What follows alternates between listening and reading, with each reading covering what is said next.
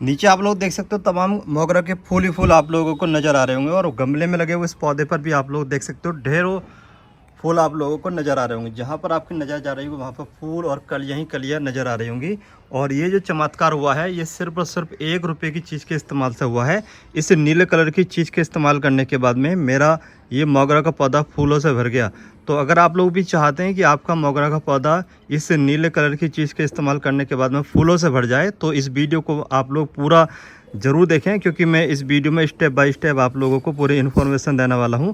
और उसके बाद में आप लोग अपने पौधे पर ये सारे स्टेप अगर फॉलो करेंगे और ये फर्टिलाइज़र इस्तेमाल करेंगे तो आपका भी मोगरा का पौधा मेरे इस मोगरा के पौधे की तरह फूलों से भर जाएगा। स्टार्टिंग में मैं आप लोगों को ये और बता दूं कि ये जो आप लोग चीज़ देख रहे हो ये वो चीज़ नहीं है जो आप लोग समझ रहे हैं। बहुत सारे लोग इसको समझ रहे होंगे कि ये तूतिया है, तो ये तूतिया नहीं है, बल्कि ये एक ऐसी चीज़ है जिसके अंदर बहुत ज़्यादा कैल्शियम होता है, और मोगरा के पौधे के लिए कैल्शियम बहुत ही इंपॉर्टेंट है। तो चलिए मैं आप लोगों को स्टेप बाय स्टेप समझा देता हूँ कि किस तरीके से आप लोग अपने मोगरा के पौधे से मेरे इस मोगरा के पौधे की तरह ढेर सारे फूल कैसे ले सकते हैं। तो देखिए, मोगरा का जो पौधा होता है ना, ये बेल वाला पौधा होता है। इस बात का आप लोगों को खास करके ध्यान रखना चाहिए। और जो बेल वाला पौधा होता है ना, ये बेल वाला पौधा बेल की तरह ही लंबाई में बढ़ता रहता है।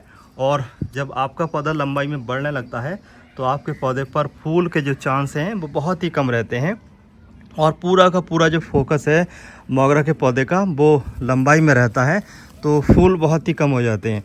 तो अगर आप लोग चाहते हैं कि आपके मोगरा के पौधे पर ढेर सारे फूल आएँ और आपका मोगरा का पौधा देखिए इस तरीके से घना सा लगे, एक गुलदस्ते की तरह देखने में लगे, तो इसके लिए देखिए टाइम टू टाइम आपके पौधे की प्रूनिंग करनी होती है। सॉफ्ट और हार्ड, सॉफ्ट प्रूनिंग का और हार्ड प्रूनिंग का दोनों का टाइम होता है। ऐसा नहीं है कभी भी सॉफ्ट और हार्ड प्रून कर दो। और सॉफ्ट और हार्ड प्रून करने का देखिए टाइम होता है, सबसे सही टाइम होता है फरवरी के लास्ट में। उस समय आप अपने मोगरा के पौधे की हार्ड प्रूनिंग कर दीजिए। हार्ड प्रूनिंग करने के साथ साथ अपने गमले के पौधे की मिट्टी भी चेंज कर दिए, और लगभग 30 से 40% जड़ों को भी कट कर दीजिए। क्योंकि जब आप लोग 30 से 40% जड़ों को कट कर देंगे तो नई जड़ें बहुत तेज़ी से ग्रोथ करती हैं, और नई मिट्टी में जब नई जड़ें तेज़ी से ग्रोथ करती हैं तो पौधे की ग्रोथ के साथ साथ फूल ज़्यादा आने के चांस बढ़ जाते हैं। नई जड़ें ज़्यादा खाना उठाती हैं और ज़्यादा फूल बनाने के चांस बढ़ जाते हैं। उसके बाद में जब आप लोग हार्ड प्रूनिंग कर देते हो तो आपके मोगरा के पौधे पर जब नई ग्रोथ स्टार्ट हो जाती है, जैसे यहाँ से मैं आप लोगों को समझाऊँ। देखिए, जब मैंने इसकी हार्ड प्रूनिंग की थी फरवरी के बाद में, तो यहाँ से मैंने इसको हार्ड प्रून किया था, ठीक है।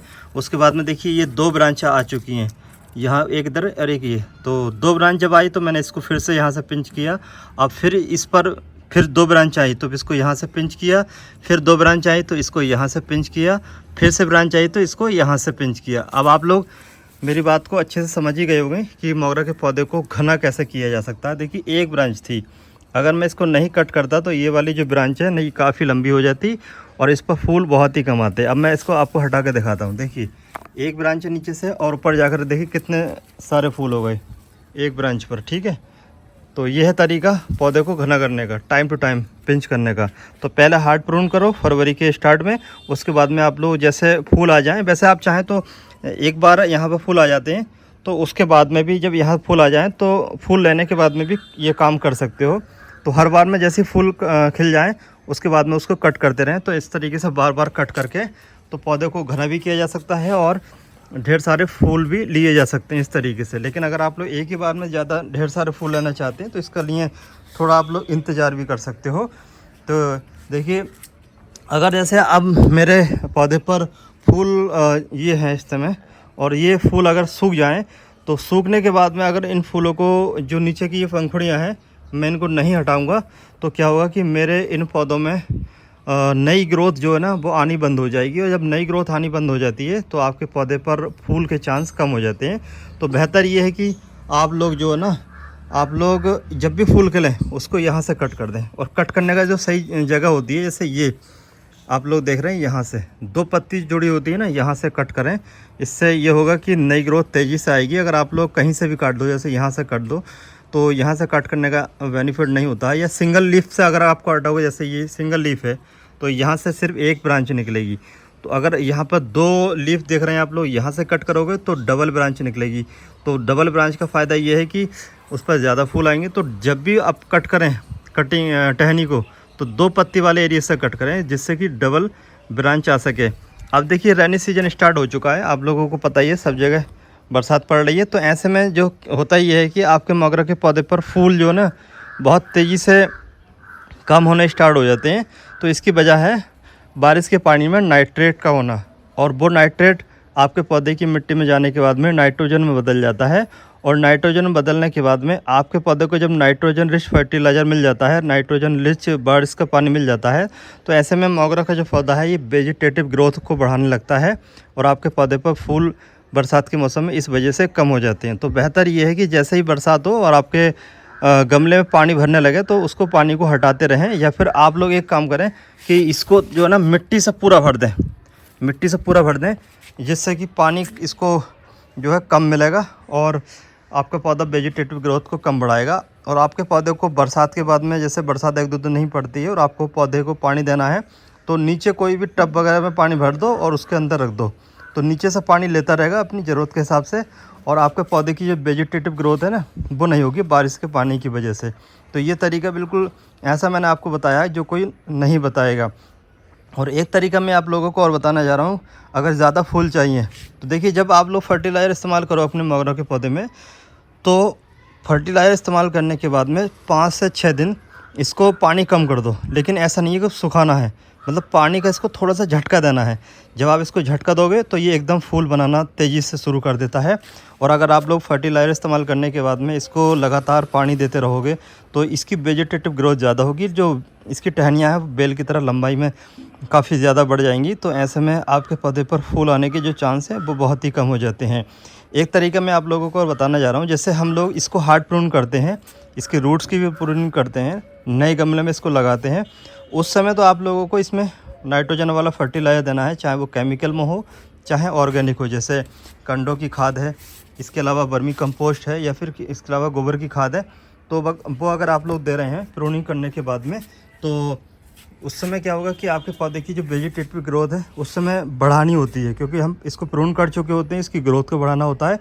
लेकिन 15 से 20 दिन के बाद में कोई भी इसके अंदर ऐसी खाद नहीं देनी है जिसके अंदर नाइट्रोजन का लेवल ज़्यादा है। अगर आप लोग लगातार खाद इस्तेमाल करोगे ऐसी जिसके अंदर नाइट्रोजन का लेवल ज़्यादा है, तो ऐसे में आपके पौधे की जो वेजिटेटिव ग्रोथ है वो काफ़ी ज़्यादा हो जाएगी, पौधा लंबा लंबा हो जाएगा, बेल की तरह बढ़ने लगेगा, और देखने में तो सुंदर लगेगा ही नहीं बल्कि फूल भी बहुत ही कम आएंगे।